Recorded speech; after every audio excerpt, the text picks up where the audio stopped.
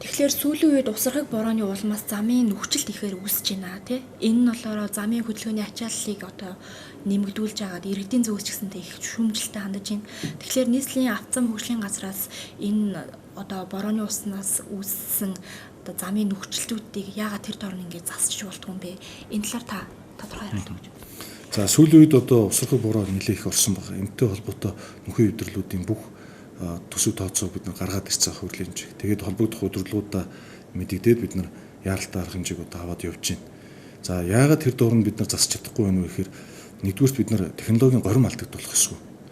Одоо бид өнөөдөр бороо орлоо гэхэд маргааш нар гарлаа гэхэд энэ хос маань өөрөө хатаж амжихгүй байна. Бид эхний ээлжинд усаас суруулаад дараа нь тухайн үүссэн нөхөн эвдрэл дээр хөрсөн өөрөө хатахыг хүлээж байгаа. Тэгэхгүй бол бид шууд нөхөн явчих юм бол маргааш нь бороо оронгууд энэ ямар ч одоо технологийн горим алдагдуулсан учраас дахиад бороонд идэгдээд улсаад явах юм нөхцөл болцоог үүсгэнэ.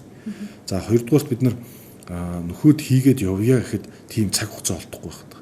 Нөгөө хатахыг хүлээж идэл дахиад дараа өдрийн бороо дахиад усрах бороо орчоо дахиад ингээд ус тогтоод ингээд эвдрэл үүсээд нөгөө ус нь ерөөсө хатаж өгөхгүй. Тэгэхээр бид ямар ч гэсэн энэ иргэдийн одоо татвар төлөгчдийн мөнгөөр бид өргүү зардал гаргахгүй тулд бид энийг технологийн горим алдагдуулахгүй тулд хаталтыг бид хүлээгээд усын соруулаад ингээд явж байгаа. Яагаад энэ замууд дээр ингээд ус тогтоод байгаа вэ? Ер нь энэ зам эвдэрч байгаа ерөнхий шалтгаанууд нь юу вэ? За ер нь бол энэ шалтгаан маань одоо хоёр хүчин зүйлээс болж энэ автозам маань эвдрээд ус тогтож байгаа хоёр асуудал байна. Хоёр хүчин зүйл байна. Нийт хүчин зүйл нь бол Улаанбаатар хот маань өөрөө юм хотгор газар байдаг. За бид гэр ороолын арын бүс маань өндөрлөг газар байж байгаа. Ерөнхийдөө бид Улаанбаатар манай нийслэлийн автозам хөгжлийн газраас барьж байгаа бодлого буюу одоо засаг дарга үндсэндээ бол гэр хороол руу түлхүү автозам тавих юм бодлого бариад гэр хороол руу бид энэ холбоос замуудаа хийж байгаа. Тэгээ энэ тавьсан зам маань өөрөө гадаргуугаа усаа зайлуулад үерийн жалуу ус руу одоо ус нь ингээ ороод урсаж явах хэрэгтэй. Тэгээ энэ дээр иргэн аж ахуйн нэгжүүд маань хууль бусаар дур мэдээд өөрсдөө ингээ тухайн одоо жалга сувгийг шороогоор хог шороогоор дүүргээд эсвэл нэгтаршуулаад ингээд гэр барих, дугуйцсар барих, үйлчлэгээний төв барих гэх мэтчлэн асуудлаас болоод буцаагаад энэ үер ус маань бороо ороход авцам руугаа эргэж орж ирдэг. Эсвэл нөгөөх нь айл руу ингээд айлыг одоо үер давтах нөхцөл байдал үүсгэж байгаа. Тэгээ энэс болоод одоо Эрдэнэ түүний аймнаас эрсдэх, эд хөрөнгөөр хохирох, авцам эвдрэх юм хүчин зүйл бол нөлөөлж байгаа. За нөгөө хүчин зүйл тэгээд энэ арын өндөрлөг хэсгээс орж ирсэн одоо лаг шавар энэ хог шороотой ус маань төвийн одоо ус зайлуулах шум руу орж иж бөглөөд бид нар өргөтгөл байгаа. Өргөтгөөд байгаа боловч өргөтгөөд шуурт худгийг нэмснээр энэ маань бас тэр дороо арилжахгүй юм. Ялгаа байхгүй нөгөө хог шороо ус маань орж ирээд ах юм бол энэ ус зайлуулах хоолой шум сүлжээг дүүргээд ингээд Улаанбаатар хотын гол гудамж замууд бол усаар ингээд дүүрэх юм асуудлууд гарч байгаа. Тэгээ энэ дээр бид шуурхай арга хэмжээ аваад манай геодез усны барилга байгууламж Улаанбаатар замсар арчилтын газар гээд харийн агентлагууд маань шуурхай арга хэмжээ 24 цагаар аваад ажиллаж байгаа. Нэг тод жишээх юм бол одоо бид нар ийм арт буюу Чингис цочд буудлын арталд нуур шиг ус тогтож машин хөвдөг байсан бол одоо энэ саяны ус руу баруун нар тогтохгүй байна. Тэгээд хөдөлгөөний эрчим ихтэй гол зам уулзруудаа бид нар энэ жил төрүүлээд энийгээ хийгээд явж байгаа. За нэг хүчин зүйл нь саяны ярьсан асуудал байна. Хоёр дахь хүчин зүйл нь болохоор Улаанбаатар хотод бол одоо бүтээн байгуулалтууд нэлээд ихсэн. Барилга ажилт бол нэлээд ихсэн байгаа. Тэгээд энэ барилгын гүйцэтгэж байгаа барилгын компаниуд бараа материалаа одоо тээвэрлэхдээ нэг дугуун дээр их жин тооны даацыг хэтрүүлснээс болоод энэ өндөр насжилттай автозамууд дээр дугуун мөрний хууль гараад тороо хагарал үүсээд ингээд бороо үер ус ороход ингээд энэ нөхөн хагарал болж эвдэрч байгаа юм асуудлууд байж байгаа. Тэгээ үүний нэг тод жишээ бол одоо энэ барилгачлалтын хувьд ярих юм бол богдуулын арын буюу одоо нисэх ярамгийн нисхийн зам дээр 2 км орчим сая борооны үеэр ус тогтсон байна. Энэ дээр бид нар буруутай аж ахуйн нэгжийг шалгаж үтсэн.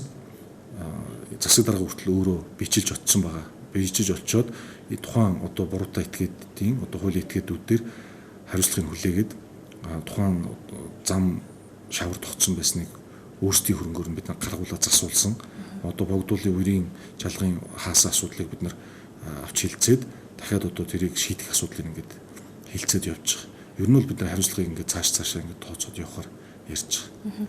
Тэгэхээр иргэд болоод аж ахуйн одоо зарим байгууллагуудын тий аж ахуйн нэгжүүдийн буруутай үйлдэлээс олж одоо иргэдийн халааснаас иргэдийн одоо төлсөнд татраар хийсэн зам их эвдэрч байна. Энэ мэт ажлуудыг одоо нийслэлийн авто зам хөгжлийн газраас нийслэлийн удирдлагуудаас цаашиж үнэн одоо энэ буруутай компаниуд дээр ямар одоо арга хэмжээг авч ажиллах вэ? Ер нь бол хот гэдэг маань өөрөө дүрм журамтай. Одоо хөдөө орон нутгаас шилжиж ирж байгаа эсвэл иргэд маань өөрсдөө газар авахдаа дур мэдээж битгий барилга байгуулалт барьж энэ хот гэдэг чинь өөрийн дүрм журамтай одоо энэ харьяа дүүрэг нийслэлээс зөвшөөрлийг авах хэрэгтэй. Тэгээд холбогдох одоо зураг төслийнхаа дагуу одоо зөвшөлдсөх хэрэгтэй. Ингэхгүй бол одоо энэ саний болсон асуудлууд үүсэж байгаа. Тэгээд бид нар цаашд бол энэ хатуу байр суурьтай ажиллана. Хот нийслэл бусад байгууллагууд одоо энэ зам талбай эвдэрч байгаа дээр бид нар буруутай этгээдийг олж тогтоогоод нөхөн төлбөрүүдийг гаргуулад юм. Төрүүчээсээ ингээ гаргуулад явж байгаа. Автозам хаана эвдэрсэн байна? Хаана их хэмжээгээр ус тогтсон байна? Хаана одоо ногоон байгууламж явууны зам талбай эвдэрсэн байна? Бид нар одоо өмнөх жилүүдчгээ эсвэл одоо өмнөх байдалчгээ ингээд сууна гэж эзэж байхгүй. Одоо хуулийнхаа дагуу хариуцлагыг хатуу чанга тооцоод явах үүрэг даалгаврыг дээрээсээ өгсөн. Бид нар энийг хэрэгжүүлээл явна. Тэгэхээр иргэн аж ахуйн нэгжтэй хандаж хэлэхэд та бүхэн одоо зөвшөөрөгдсөн газараа буугаач. Зөвшөөрөгдсөн газраас буугаагүйсээ болоод улсын эд хөрөнгө буюу одоо татвар төлөгчдийн энэ их мөнгө нэг иргэн аж ахуйн нэгжийн эрх ашигаас болоод нийтийн эрх ашигт хөндөгдөж байна. Тэгэхээр энэ дээр хаана анхаарч холбогдох газараас зөвшөөрлөө авчин гэж бууж байгаа ч л гэж одоо уриалмаар байна.